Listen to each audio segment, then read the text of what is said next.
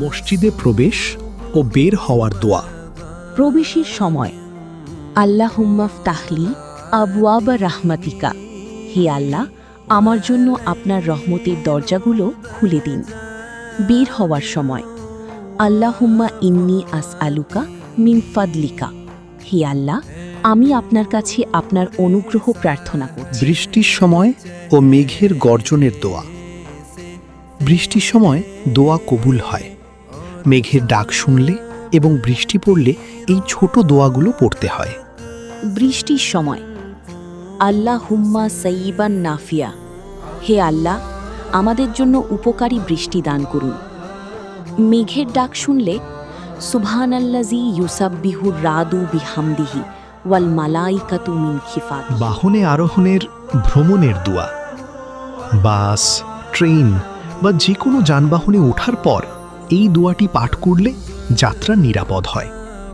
সুবহানাল্লাযী সাখখারা লানা হাযা ওয়া মা কুন্না লাহু মুকরিনিনা ওয়া ইন্না ইলা রাব্বিনা লামুনকালিবুন। অর্থ, পবিত্র সেই সত্তা যিনি এসব কিছুকে আমাদের বশীভূত করে দিয়েছেন, অথচ আমরা একে বশীভূত করতে সক্ষম ছিলাম না।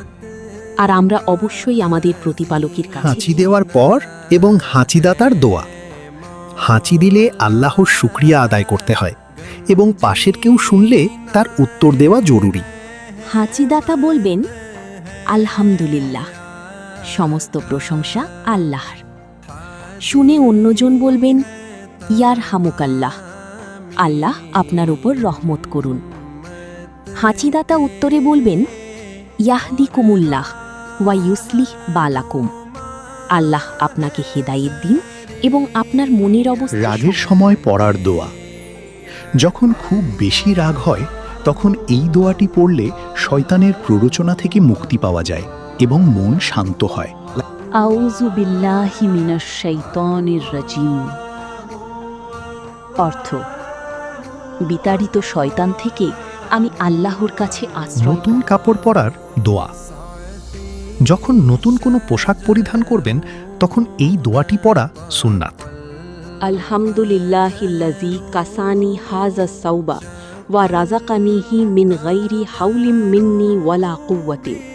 অর্থ, সকল প্রশংসা সেই আল্লাহর জন্য যিনি আমাকে এই কাপড়টি পরিয়েছেন এবং আমাকে তা দান করেছেন আমার কোনো চেষ্টা বা শক্তি ছাড়াই। ঘরে প্রবেশ করার দোয়া। ঘরে ঢোকার সময় সালাম দিয়ে এই দোয়াটি পড়লে ঘরে শান্তি ও বরকত বজায় থাকে। আল্লাহুম্মা ইন্নী আসআলুকা খায়রাল মাওলাজি ওয়া খায়রাল মাখরাজি, বিসমিল্লাহি ওয়ালাজনা ওয়া বিসমিল্লাহি খারাজনা ওয়া আলাল্লাহি রাব্বিনা তাওয়াক্কালনা।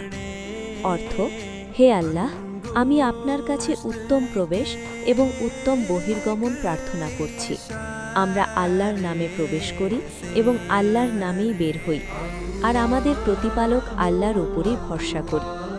ঘর থেকে বের হওয়ার দোয়া। ঘর থেকে বের হওয়ার সময় এই দোয়াটি পড়লে আল্লাহ তাআলা ফেরেশতাদের মাধ্যমে ওই ব্যক্তির সব কাজের দায়িত্ব নেন এবং তাকে শয়তান থেকে রক্ষা করেন। বিসমিল্লাহি তাওয়াক্কালতু আলাল্লাহি লা হাওলা ওয়ালা কুওয়াতা ইল্লা বিল্লাহ। অর্থ, আল্লাহর নামে আমি আল্লাহর ওপরই ভরসা করলাম। আল্লাহর সাহায্য ছাড়া কোনো ভালো কাজ করার বা মন্দ কাজ থেকে বাঁচার শক্তি